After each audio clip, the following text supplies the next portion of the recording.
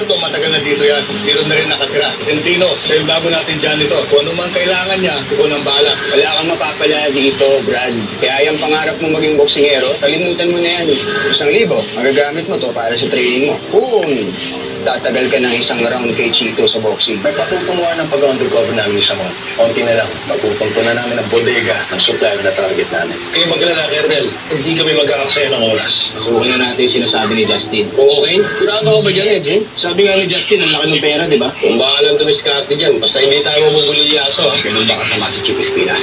Para mapapayag ka lang, inadamay niya ang lahat ng mahal mo sa buhay. Oo, pero huwag mo isipin mo sa mga tao sa Chico Espinas. Masama lang talaga siya magalit, lalong-lalo na kapag hindi mo sinunod yung mga utos niya. Malinis trabaho, kung nakakilala. Marami kami nakalaban, yung mga bodyguard ni Congressman, yung mga pulis sumabal sa amin. Kung mamaya nakilala kayo. Huwag na isipin yun. Ang importante, napatayin na namin ang target. Ganun siya. Pawami si Pispinas para may bigay yung parte niya. Nagawa ba dyan sa diskarte mo? Oo naman. Maayos kausap si Justin. Yan nga ako kinakabahan.